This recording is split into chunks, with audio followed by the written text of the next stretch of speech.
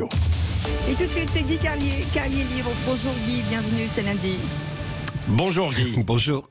Bonjour Cécile, bonjour Patrick, bonjour à tous. Bon, Guy, on va gagner du temps. Je vous dis tout de suite que ce week-end, je n'ai pas suivi de stage naturiste intitulé Lumière d'automne sur des corps dénudés. Vous voyez ce que je veux dire?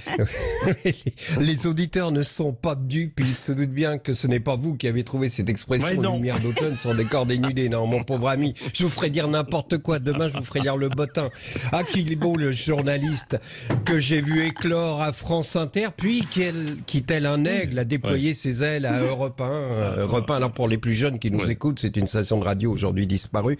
Depuis le départ d'Alexandre Bompard, tous ceux qui lui ont succédé sont restés en place le temps de démontrer leur incompétence avant de prendre leur chèque et d'aller incompéter ailleurs. Ah oui, Actuellement, à la tête des ruines fumantes de cette station, on a désigné une dame, une mondaine spécialiste de la publicité qui adore la radio, bon, à l'exception des casques qui décoiffent les mises en pli. À la relecture de cette dernière phrase, j'ai failli la supprimer en me disant qu'on allait me taxer de machisme, mais finalement, je crois que le plus grand respect que l'on doit aux femmes, c'est de se moquer des incompétentes comme on le fait des incompétents. À propos d'incompétents, oui, je vais parler de Joe Biden. Là, il y a un jeu de mots. Oui, compétent en deux mots, il y en a compris. D'accord, oui.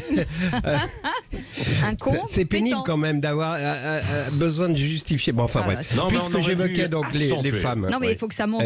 Voilà. Ça y est. Bon. Avant ça, puisque j'évoquais des femmes, elles étaient à la une de l'actualité ce week-end avec la manifestation contre les violences qui leur sont faites. Alors, on dit généralement, vous connaissez l'expression, on dit que les cons sont partout. Au moins ce week-end, on sait où ils étaient. Ils s'étaient donné rendez-vous pour emmerder les femmes qui manifestaient et ils tenaient le cortège en tenaille, la tenaille des cons, donc avec d'un côté, je ne sais pas si vous avez vu ces images, ce syndicaliste SNCF nommé Anas Kazib qui s'est placé donc devant le cortège et qui, avec son porte-voix de genre manif du 1er mai, les a exhortés à poursuivre la lutte contre le patriarcat jusqu'au bout. C'est-à-dire que le type en est à un niveau de conneries démagogiques tel qu'il se rend pas compte qu'il symbolise ce qu'il dénonce. Mais surtout, lorsqu'on sait que ce responsable syndical a utilisé le même porte-voix pour défendre ses collègues à qui la SNCF reprochait de ne pas vouloir serrer la main des femmes sous des prétextes obscurantistes, on se dit qu'avec lui, l'hypocrisie devient un art majeur.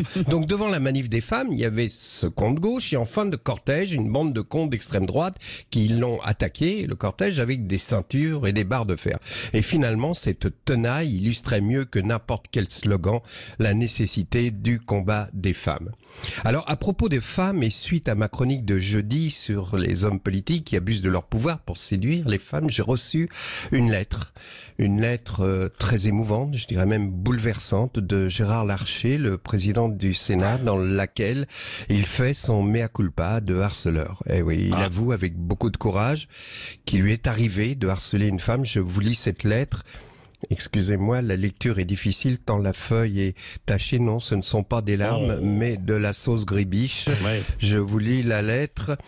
Oui, c'est vrai, il m'arrive de susurrer mes désirs obscènes à l'oreille d'une femme.